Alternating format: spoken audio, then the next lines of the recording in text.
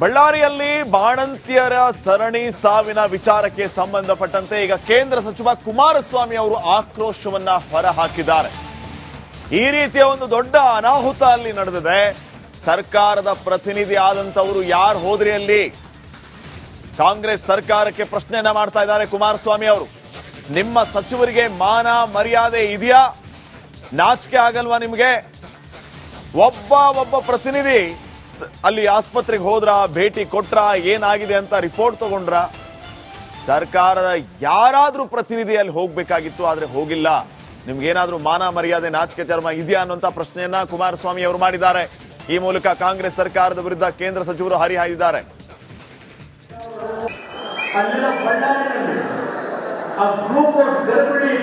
ಹೆಣ್ಣು ಮಕ್ಕಳಿಗೆ ಹೆರಿಯಾಗತಕ್ಕಂಥ ಸಂದರ್ಭದಲ್ಲಿ ಆ ಕಳಪೆ ಗ್ಲೂಕೋಸ್ಬಿಟ್ಟು 4 ಜನ 5 ಜನ ಇವತ್ತಲ್ಲಿ ತಾಯಿಗಳು ಸತ್ತಿದ್ದಾರೆ. ಯಾವನಾದರೂ ಒಬ್ಬ ಮುಖ್ಯಮಂತ್ರಿಗಳನ್ನು ಒಳಗೊಂಡಂತೆ ಯಾರು ಧ್ವನಿ ಎತ್ತಿದ್ರ ಆ ಕುಟುಂಬದ ಪರವಾಗಿ ನೀವು ನಮಗೆ ನನ್ನ ಪಕ್ಷದ ಬಗ್ಗೆ ಚರ್ಚೆ ಮಾಡ್ತೀರಾ? ಬಹಳ ದಿನ ಇದೆ. ಇನ್ನು ಎಚ್.ಡಿ. ಕುಮಾರಸ್ವಾಮಿ ಹೇಳಿದಂತ ರೀತಿಯಲ್ಲಿ ಇವತ್ತು ಚುನಾವಣೆಗೆ ಏನು ಮುಗಿದೋಗಲ್ಲ. ಈಗಾಗಲೇ ಬಹುಶಃ ಅಶೋಕ್ ಹೇಳಿದ್ರು ಮೊನ್ನೆ 2008 2013 ಇದೇ ಬಿಜೆಪಿ ಪಕ್ಷದಲ್ಲಿ 20 ಚುನಾವಣೆ ಗೆದ್ದರೆ ಚುನಾವಣೆ 5 ವರ್ಷ ಸರ್ಕಾರ ಮಾಡಿದ್ರು. ಅದು ಮೂರಕ್ಕೆ ಏನಾಯಿತು?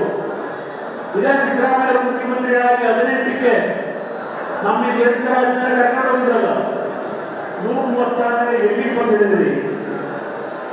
ಮತ್ತೆ ಆದಂತ ಚುನಾವಣೆ 2020 ಚುನಾವಣೆ ಬಿಜೆಪಿ ಪಕ್ಷ ನಡೆಸಿದ್ರು. ಅಲ್ಲೆಲ್ಲ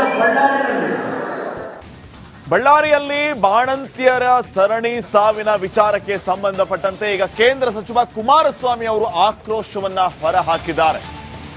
ಈ ರೀತಿಯ ಒಂದು ದೊಡ್ಡ ಅನಾಹುತ ಅಲ್ಲಿ ನಡೆದಿದೆ. ಸರ್ಕಾರದ ಪ್ರತಿನಿಧಿ ಆದಂತವರು ಯಾರು ಹೋದ್ರಿ ಅಲ್ಲಿ? ಕಾಂಗ್ರೆಸ್ ಸರ್ಕಾರಕ್ಕೆ ಪ್ರಶ್ನೆಯನ್ನ ಮಾಡ್ತಾ ಇದ್ದಾರೆ ಕುಮಾರಸ್ವಾಮಿ ಅವರು. ನಿಮ್ಮ ಸಚಿವರಿಗೆ ಮಾನ ಮರ್ಯಾದೆ ಇದೆಯಾ? ನಾಚಿಕೆ ಆಗಲ್ವಾ ನಿಮಗೆ? ಒಬ್ಬ ಪ್ರತಿನಿಧಿ ಅಲ್ಲಿ ಆಸ್ಪತ್ರೆಗೆ ಹೋದ್ರ, ಭೇಟಿ ಕೊಟ್ರ, ಏನಾಗಿದೆ ಅಂತ ರಿಪೋರ್ಟ್ ತಗೊಂಡ್ರ? ಸರ್ಕಾರದ ಯಾರಾದ್ರೂ ಪ್ರತಿನಿಧಿ ಅಲ್ಲಿ ಹೋಗ್ಬೇಕಾಗಿತ್ತು, ಆದ್ರೆ ಹೋಗಿಲ್ಲ. ನಿಮ್ಗೇನಾದ್ರೂ ಮಾನ ಮರ್ಯಾದೆ ನಾಚಿಕೆ ಚರ್ಮ ಇದೆಯಾ ಅನ್ನುವಂತ ಪ್ರಶ್ನೆಯನ್ನ ಕುಮಾರಸ್ವಾಮಿ ಅವರು ಮಾಡಿದ್ದಾರೆ. ಈ ಮೂಲಕ ಕಾಂಗ್ರೆಸ್ ಸರ್ಕಾರದ ವಿರುದ್ಧ ಕೇಂದ್ರ ಸಚಿವರು ಹರಿಹಾಯ್ದಿದ್ದಾರೆ. ಆ ಗ್ಲೂಕೋಸ್ ಗರ್ಭಿಣಿ ಹೆಣ್ಣು ಮಕ್ಕಳಿಗೆ ಹೆರಿಯಾಗತಕ್ಕಂಥ ಸಂದರ್ಭದಲ್ಲಿ ಆ ಕಳಪೆ ಗ್ಲೂಕೋಸ್ಬಿಟ್ಟು 4 ಜನ 5 ಜನ ಇವತ್ತಲ್ಲಿ ತಾಯಿಗಳು ಸತ್ತಿದ್ದಾರೆ.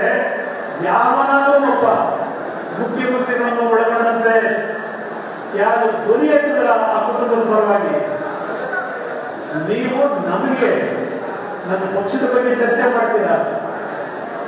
ಬಹಳ ದಿನ ಇದೆ. ಇನ್ನು ಎಚ್.ಡಿ. ಕುಮಾರಸ್ವಾಮಿ ಹೇಳಿದಂತ ರೀತಿಯಲ್ಲಿ ಇವತ್ತು ಚುನಾವಣೆಗೆ ಏನು ಮುಗಿದೋಗಲ್ಲ.